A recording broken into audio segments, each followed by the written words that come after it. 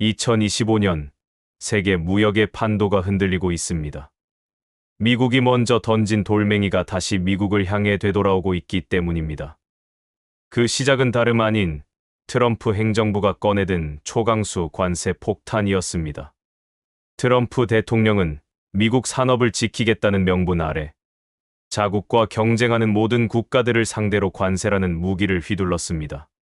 중국은 물론이고 동맹국이라 불리는 일본과 한국, 유럽 국가들까지 그 대상에서 예외가 아니었습니다. 자국 기업을 보호하고 일자리를 늘린다는 명분이었지만 이 공격적인 정책은 결과적으로 전 세계 공급망과 무역 질서를 흔들어 놓는 거대한 파문을 만들었습니다. 가장 먼저 무릎을 꿇은 건 일본이었습니다. 일본 정부는 미국의 압박을 견디지 못하고 5,500억 달러라는 천문학적 규모의 자금을 미국에 지불했습니다. 그것도 모자라 미국이 부과하는 15%의 관세까지 그대로 받아들였습니다. 일본 경제계에서는 이중 손실이라는 비판이 터져 나왔고 미국의 경제학자 딘 베이커조차 사실상 실패한 협상이라고 혹평했습니다. 미국의 요구를 들어주었지만 남는 건 손해뿐이라는 냉정한 평가였습니다. 하지만 한국은 달랐습니다. 일본이 백기를 들고 협상 테이블에서 물러났다면 한국은 오히려 더 단단히 주먹을 쥐었습니다. 차라리 25%를 때려라. 이재명 대통령의 이 발언은 단순한 정치적 레토릭이 아니었습니다. 미국의 관세 위협이 협박 카드가 아니라 오히려 협상의 기회가 될 수 있다는 확신이 담긴 메시지였습니다. 트럼프가 요구한 3,500억 달러 현금 지급 요구도 단호하게 거절했습니다. 일본처럼 거액을 바치고도 굴욕적인 조건을 감수하는 길을 가지 않겠다는 것이었습니다. 대신 한국 정부는 단기적인 타격은 감수하더라도 장기적으로 불리한 협상에는 절대 응하지 않겠다는 전략을 내세웠습니다. 이는 단순히 미국의 압박에 맞서는 방어 차원이 아니라 역공이라는 새로운 전략적 국면을 의미했습니다. 이러한 태도 변화의 배경에는 두 가지 이유가 있습니다. 첫째, 한국 기업들이 더 이상 미국 시장에만 의존하지 않는다는 자신감입니다. 반도체, 전기차, 배터리 등 핵심 산업에서 이미 글로벌 경쟁력을 확보하고 있기 때문에 관세로 인한 일시적 가격 상승이 시장 점유율을 크게 흔들지 못한다는 판단이 있었습니다. 둘째, 미국 기업들조차 한국 기술에 의존할 수밖에 없는 현실이 자리하고 있습니다. 테슬라, 인텔, 애플 등 미국을 대표하는 기업들이 한국 반도체와 배터리 없이는 생산을 이어가기 어렵다는 사실은 이미 업계의 상식이 되었습니다. 이재명 대통령의 발언은 이 같은 산업 구조를 배경으로 한 전략적 선언이었습니다. 관세를 부과하고 싶다면 해보라. 하지만 그 피해는 결국 당신들의 소비자와 기업에게 돌아갈 것이다. 한국이 보낸 메시지는 명확했습니다. 과거처럼 미국의 일방적 정책에 끌려다니는 약자가 아니라 글로벌 시장에서 대등한 협상자로서 맞서겠다는 의지였죠. 그리고 그 선언은 단순한 말로 끝나지 않았습니다. 삼성, 현대, LG를 비롯한 한국 기업들이 잇따라 대응 전략을 내놓으며 현실로 이어졌기 때문입니다. 관세를 맞서 싸우는 것이 아니라 관세를 되돌려주는 구조를 만들어낸 것입니다. 미국이 던진 관세 폭탄이 이제는 되레 미국 산업을 겨누는 부메랑이 되어 돌아오고 있습니다. 이제 싸움의 양상은 바뀌었습니다. 미국이 공격하면 한국은 방어하지 않습니다. 대신 더 큰 그림을 그리며 한 걸음 더 나아가고 있습니다. 그것은 협박에 굴하지 않는 자존심이자 경제 전쟁의 새로운 전략입니다. 그리고 이 전략의 첫 장면은 바로 차라리 25%를 때려라는 한마디에서 시작되었습니다. 트럼프 행정부의 관세 폭탄이 전 세계를 뒤흔들던 그때 한국의 자동차 산업은 가장 먼저 정면 충돌을 피할 수 없는 최전선에 서 있었습니다. 특히 현대자동차는 미국 내 생산 판매 비중이 높았기 때문에 정책 변화가 곧바로 실적과 주가에 영향을 미치는 민감한 상황이었습니다. 그런데 놀랍게도 현대차는 이 위기를 정면으로 돌파하기보다 겉과 속이 다른 전략, 즉 이중 전략으로 대응하며 판을 뒤집기 시작했습니다. 시작은 다소 충격적인 사건에서 비롯되었습니다. 미국 조지아주에서 벌어진 한국인 엔지니어 구금 사태가 그것입니다. 자칫하면 양국 간 외교 마찰로 번질 수도 있었던 이 사건은 현대차에게 치명적인 리스크처럼 보였습니다. 그러나 현대차는 이를 오히려 기회로 바꾸는 놀라운 움직임을 보여줍니다. 표면적으로는 트럼프 행정부를 달래기 위해 31조 원 규모의 미국 내 투자 및 고용 확대 계획을 발표했습니다. 우리는 미국의 좋은 파트너이며 일자리를 늘리는 우군이라는 메시지를 던진 것이죠. 하지만 이는 겉으로 보이는 모습일 뿐, 이면에는 전혀 다른 계획이 진행되고 있었습니다. 현대차는 동시에 미국 수출 비중을 줄이고 유럽, 동남아, 중동 등으로 현대차 미국 법인 CEO인 호세 무뇨스의 발언은 이를 간접적으로 드러냈습니다. 그는 미국 내에서 한국 전문 인력을 찾기 어렵다고 말하며 고용 확대 계획이 실제 생산 라인 확충이 아닌 시간을 벌기 위한 조정이라는 점을 시사했습니다. 이 발언의 의미는 단순한 인력난 호소가 아닙니다. 미국 정부가 아무리 압박하더라도 한국 기술과 인력을 대체할 수 없다는 사실을 강조하며 협상의 주도권이 미국이 아닌 한국 기업 측에 있다는 점을 부각시킨 것입니다. 현대차의 이러한 전략은 미국 정부와 지방정부 모두를 불안하게 만들었습니다. 특히 조지아주의 브라이언 캠프 주지사는 현대차 경영진과 긴급 면담을 요청하며 투자가 철회되면 지역 경제가 치명타를 입을 수 있다고 토로했습니다. 지방정부가 먼저 협상 테이블에 나오는 상황 자체가 이미 현대차가 협상력을 쥐고 있다는 증거였습니다. 더 흥미로운 것은 현대차가 단순히 미국에서 발을 빼는 것이 아니라 양손 전략 즉 투 트랙을 구사했다는 점입니다. 한쪽 손으로는 우리는 미국과 함께한다는 메시지를 주며 투자 계획을 발표하고 다른 한쪽 손으로는 공급망을 재편하고 해외 시장을 넓히는 탈도어 미국 전략을 동시에 실행한 것입니다.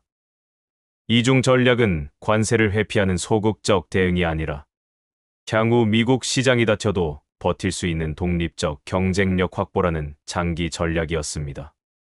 또한 현대차는 전기차, 수소차, 자율주행 기술 등 미래 모빌리티 분야에서 미국 외 시장에 대한 투자를 강화하기 시작했습니다. 특히 유럽의 탄소 규제와 동남아 신흥 시장의 성장성에 주목하며 생산과 판매 거점을 다변화했습니다. 이는 미국에 의존하지 않고도 수익을 낼 수 있는 구조를 만드는 보험 역할을 하며 관세 폭탄의 충격을 상당 부분 흡수하는 효과를 냈습니다. 이 같은 전략은 단순히 한 기업의 대응을 넘어 국가 전체 전략의 연장선에 있습니다. 정부가 3,500억 달러 현금 요구를 거절한다는 강경 입장을 내놓을 수 있었던 것도 현대차 같은 핵심 기업들이 이미 글로벌 시장에서 독자 생존이 가능하다는 자신감을 가지고 있었기 때문입니다. 즉, 정부의 강경한 정치적 메시지와 기업의 치밀한 경제 전략이 서로 맞물려 돌아가는 구조가 형성된 것입니다. 결과적으로 현대차는 트럼프 행정부가 던진 관세 폭탄을 피하는 수준을 넘어 이를 이용해 기업 체질을 개선하고 새로운 성장 동력을 확보하는 기회로 만들었습니다. 위기는 곧 기회라는 말이 있지만 현대차의 사례는 그 말의 진정한 의미를 보여줍니다. 이제 미국 정부가 한국 기업의 투자와 기술을 붙잡기 위해 움직이는 시대가 왔습니다. 협상의 판도가 완전히 뒤바뀐 것입니다. 이 모든 변화의 출발점은 바로 현대차의 이중 전략에서 시작되었습니다. 겉으로는 미국을 향해 미소를 짓고 손을 내밀지만 속으로는 철저히 계산된 계획을 추진하는 것. 이 전략은 단순한 회피가 아니라 새로운 무역 질서 속에서 주도권을 쥐기 위한 치밀한 포석이었습니다. 트럼프 행정부가 한국 반도체에 최대 200% 관세 부과를 예고했을 때 대부분의 사람들은 삼성전자에 큰 타격이 올 것이라 예상했습니다. 미국의 반도체 시장 규모는 전 세계에서 가장 크고 글로벌 기업들 역시 미국 시장을 놓칠 수 없는 상황이기 때문입니다. 하지만 삼성전자의 반응은 모두의 예상을 완전히 뒤엎었습니다. 그들은 당황하지 않았고 오히려 관세를 부과하고 싶으면 해보라는 듯 정면으로 맞섰습니다. 삼성전자가 취한 첫 번째 대응은 바로 가격 인상이었습니다. 관세를 물리는 대신 제품 단가를 30% 이상 올리는 전략을 선택한 것이죠. 이 선택은 단순한 보복이 아니었습니다. 관세 부담이 삼성 혼자에게 집중되지 않도록 그 무게를 미국 소비자와 기업에 고스란히 떠넘기는 구조를 만든 것입니다. 결국 관세가 높아지면 제품 가격도 함께 오르고 그 부담은 미국 기업들과 소비자가 지게 됩니다. 결과는 놀라웠습니다. 관세 정책의 최대 피해자는 삼성전자가 아니라 미국의 기술 산업이 되었습니다. 특히 테슬라, 엔비디아, 구글과 같은 기업들은 삼성의 첨단 메모리 반도체 없이는 생산 라인을 유지할 수 없었습니다. 결국 테슬라는 삼성전자와 23조 원 규모의 공급 계약을 체결하며 관세 문제와 상관없이 협력을 이어가기로 했습니다. 일론 머스크는 삼성의 텍사스 팹 공장이 테슬라 AI6 칩 생산에 전념할 것이라며 미국 기술 산업이 삼성의 존재를 대체할 수 없음을 인정했습니다. 또한 LG에너지 솔루션 역시 테슬라와 6조 원 규모의 배터리 계약을 맺으며 한국 기업의 영향력을 확대했습니다. 미국 정부가 보호무역 장벽을 세우려 했지만 정작 미국 기업들은 한국 기술 없이는 경쟁력을 유지하기 어렵다는 아이러니한 현실이 드러난 것입니다. 삼성전자의 또 다른 전략은 시간 싸움이었습니다. 삼성은 이미 미국 텍사스에 370억 달러 약 50조 원을 투자해 반도체 공장 골격을 완성했습니다. 하지만 일부 핵심 장비 투입과 생산 라인 가동은 의도적으로 미루고 있습니다. 이것은 단순한 지연이 아니라 미국 정부의 정책 변화를 관망하며 협상 주도권을 유지하기 위한 치밀한 계산입니다. 바이든 행정부의 IRA, 인플레이션 감축법으로 시작된 투자가 트럼프 행정부 들어 뒤집히는 상황에서 섣불리 모든 투자를 진행하는 것은 리스크가 크기 때문입니다. 삼성은 미국 정부에 이렇게 말하는 듯합니다. 우리 기술이 필요하다면 정책을 바꿔라. 그렇지 않다면 우리는 언제든 발을 뺄 수 있다. 이 메시지는 미국 정부뿐 아니라 전 세계 기술 업계에도 큰 울림을 주었습니다. 이제 관세 정책은 더 이상 일방적으로 기업을 억누르는 수단이 아니며 글로벌 기술 패권 경쟁 속에서는 기업이 국가보다 우위에 설 수도 있다는 것을 보여준 사례가 된 것입니다. 또 하나 주목할 점은 삼성의 이 같은 대응이 시장 전체의 판도를 바꾸었다는 것입니다. 반도체 공급망이 재편되면서 미국의 스타트업과 중견 기업들은 제품 개발 일정을 조정해야 했고 일부 기업은 생산 계획 자체를 수정해야 했습니다. 그만큼 삼성의 결정 하나가 시장 전체에 미치는 영향력이 크다는 뜻입니다. 과거에는 미국 정부의 정책이 시장을 움직였다면 이제는 삼성의 결정이 정책을 움직이는 시대가 온 것입니다. 삼성의 전략적 승부수는 관세 위기라는 오래된 공식을 완전히 깨뜨렸습니다. 그들은 관세를 피해 도망가지도 않았고 피해자 코스프레를 하지도 않았습니다. 오히려 관세가 높아질수록 우리의 기술 가치는 더 올라간다는 논리를 시장에 각인시켰습니다. 이 당당한 대응은 미국 소비자와 기업에게 삼성이 없으면 우리는 버틸 수 없다는 현실을 직시하게 만들었고 한국 기술의 협상력을 극대화하는 결과로 이어졌습니다. 결국 삼성전자의 선택은 단순한 반발이 아니라 게임의 규칙 자체를 바꾸는 전략이었습니다. 관세를 부과받는 입장에서 그것을 역으로 이용해 미국 시장 전체를 압박하고 그 과정에서 기술 가치와 시장 주도권을 동시에 확보한 것입니다. 이제 관세는 삼성에게 위기가 아니라 오히려 미국 정부를 협상 테이블로 끌어들이는 무기가 되었습니다. 이 전략적 대응은 한국 기업이 단순히 생존을 넘어 글로벌 질서를 다시 쓰는 주체로 올라섰음을 보여주는 대표적 사례라 할 수 있습니다. 트럼프 행정부의 보호무역주의는 단지 미국과 한국 간의 갈등을 넘어 전 세계 무역 질서를 뒤흔들고 있습니다. 그러나 이 과정에서 가장 눈에 띄는 것은 한국이 보여준 새로운 대응 방식입니다. 과거에는 미국의 압력에 굴복하거나 타협하는 것이 일반적인 선택이었지만 이번에는 달랐습니다. 한국은 방어가 아닌 공격적 저항을 선택했고 이 전략이 전 세계 국가들에게 새로운 생존 매뉴얼로 받아들여지고 있습니다. 먼저 반응을 보인 것은 일본입니다. 일본은 초기에 미국의 관세 압박에 가장 먼저 무릎을 꿇은 나라였습니다. 5,500억 달러를 지불하고도 15% 관세를 떠안는 굴욕적인 결과를 받아들였죠. 일본 언론과 경제계에서는 이를 두고 굴욕적인 협상이라 비판했지만 그들은 다른 대안을 제시하지 못했습니다. 그런데 한국이 전혀 다른 선택을 하자 분위기가 급변했습니다. 일본 경제계는 뒤늦게 현대차처럼 미국 의존도를 줄이고 시장을 다변화하는 전략이 필요하다는 목소리를 내기 시작했습니다. 미국의 요구를 무조건 받아들이는 시대는 끝났다는 깨달음이 일본 내부에서도 퍼지고 있는 것입니다. 유럽 역시 한국의 대응 전략에서 큰 영감을 받고 있습니다. 프랑스의 마크롱 대통령은 최근 브릭스 국가들과의 경제 협력을 강화하겠다는 계획을 밝혔습니다. 미국 중심의 무역 구조에서 벗어나 다극화된 공급망을 구축하려는 움직임입니다. 이는 명백히 한국이 보여준 탈도어 미국 중심 전략에서 영향을 받은 것입니다.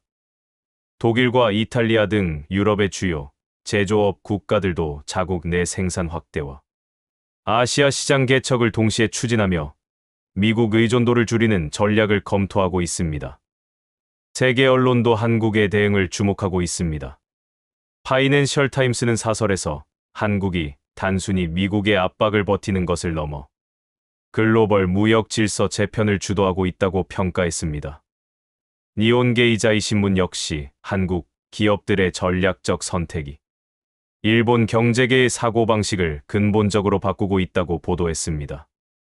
뉴욕타임스는 삼성과 현대, LG가 보여준 대응 방식은 미국이 더 이상 마음대로 룰을 만들 수 없는 시대가 왔음을 보여준다고 전했습니다. 이처럼 한국의 전략이 전 세계에서 주목받는 이유는 단순히 저항 때문이 아닙니다. 그 이면에는 경제 구조를 바꾸는 전략적 사고가 있기 때문입니다. 한국 기업들은 단순히 미국 시장을 떠나는 것이 아니라 공급망을 재편하고 신흥시장을 공략하며 핵심 기술 경쟁력을 강화하는 다층적인 전략을 펼치고 있습니다. 즉, 미국의 압박을 역이용하여 기업 구조 자체를 업그레이드하고 있는 것입니다. 또한 한국의 대응은 국가와 기업이 함께 움직이는 국가-기업 연합 전략이라는 점에서도 차별화됩니다. 정부가 미국의 요구를 단호히 거절할 수 있었던 것도 삼성, 현대, LG와 같은 기업들이 글로벌 시장에서 독자 생존 능력을 확보했기 때문입니다. 반대로 기업들이 자신 있게 전략을 구사할 수 있었던 것도 정부가 외교적으로 확실한 입장을 유지했기 때문입니다. 이 정책과 산업의 협력 구조는 다른 나라들이 가장 배우고 싶어하는 부분 중 하나입니다. 한편, 미국 내부에서도 불안감이 감지됩니다. 일부 정치권과 경제 전문가들은 트럼프의 보호무역주의가 동맹국까지 등을 돌리게 만들고 있다고 경고합니다. 한국이 보여준 강경한 대응이 일본, 유럽, 동남아까지 확산된다면 미국이 주도하던 무역 질서 자체가 근본적으로 흔들릴 수 있다는 우려 때문입니다. 실제로 브라질, 인도, 남아프리카 공화국 등 브릭스 국가들도 미국의 일방주의에 맞서 대한무역 네트워크 구축을 논의하고 있습니다. 결국 이번 사태는 하나의 진실을 분명하게 보여줍니다. 과거에는 미국의 결정이 곧 세계의 규칙이었지만 이제는 그렇지 않다는 것입니다. 한국은 그 변화를 가장 먼저 행동으로 보여준 나라이고 그 영향은 전 세계로 확산되고 있습니다. 단순한 저항이 아닌 전략적 저항, 그리고 단순한 방어가 아닌 역공의 기술. 그것이 지금 세계가 한국에게서 배우고 있는 생존 방식입니다. 그리고 이 새로운 패러다임의 중심에는 미국에 맞서 싸운 나라가 아닌 게임의 룰을 다시 쓰고 있는 나라로 떠오른 대한민국이 있습니다. 한국의 한 걸음은 이제 단지 한국만의 선택이 아니라 세계 무역 질서 전체의 파문을 일으키는 하나의 전략 모델이 되고 있습니다. 트럼프 행정부가 내세운 미국 우선주의는 처음엔 강력한 국가 전략처럼 보였습니다. 미국 기업을 보호하고 일자리를 늘리며 해외 의존도를 줄이겠다는 목표는 국내 정치적으로도 매력적인 구호였습니다. 하지만 시간이 흐르면서 이 전략은 예상치 못한 방향으로 흘러가기 시작했습니다.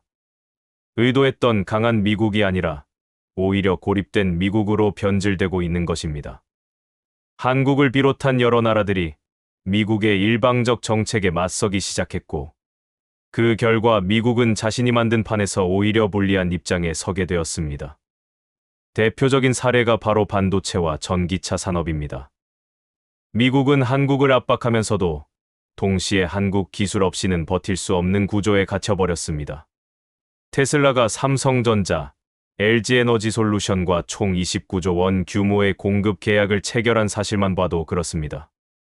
테슬라 CEO 일론 머스크는 대만 TSMC에서 일부 AIO 칩을 생산하겠다고 밝혔지만 나머지는 미국 현지에서 삼성과 협력해 생산할 수밖에 없다고 인정했습니다. 이는 곧 한국 기업 없이는 미국의 기술 경쟁력도 없다는 현실을 보여주는 것입니다. 그럼에도 트럼프 행정부는 여전히 한국에 3,500억 달러의 선지급 투자를 요구하고 있습니다. 하지만 이는 스스로의 발목을 잡는 행위에 가깝습니다. 한국 기업들이 투자를 중단하거나 지연하면 미국 내 생산 라인이 멈출 가능성도 존재하기 때문입니다. 실제로 삼성전자는 텍사스 공장에 370억 달러를 투자했지만 핵심 장비 투입을 일부 보류하며 정책 변화 여부를 지켜보고 있습니다. 이 메시지는 분명합니다. 당신들의 정책이 불안하다면 우리는 언제든 발을 뺄 수 있다. 미국의 일방적인 태도는 글로벌 기업들에게도 불안을 안겨주고 있습니다. 약속을 밥 먹듯 어기는 나라라는 인식이 확산되면서 장기적인 투자와 협력에 대한 신뢰가 흔들리고 있는 것입니다. 반도체뿐 아니라 자동차, 배터리, AI 기술 분야에서도 이러한 불신이 커지고 있으며 이는 곧 글로벌 공급망 재편이라는 거대한 움직임으로 이어지고 있습니다. 이미 TSMC, 폭스콘, 인텔 같은 주요 기업들도 미국 내 투자 계획을 재검토하거나 지연하고 있습니다. 미국이 만들어낸 보호주의 장벽이 결국 자국 기업과 산업의 발목을 잡는 역설적인 상황이 된 것이죠. 이런 흐름 속에서 한국의 전략적 대응은 더욱 빛을 발하고 있습니다.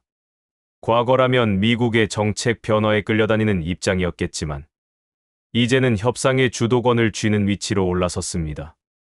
미국 정부가 한국 기업의 투자 철회를 막기 위해 먼저 손을 내밀고 주지사들이 직접 한국을 찾아 우리 주에 투자해달라고 요청하는 모습은 불과 몇 년 전에는 상상하기 어려웠던 장면입니다. 힘의 논리가 더 이상 일방적으로 작동하지 않는 시대가 열린 것입니다. 이 변화는 단지 미국과 한국 사이의 관계에만 국한되지 않습니다. 전 세계 무역 질서의 중심축이 옮겨가고 있습니다.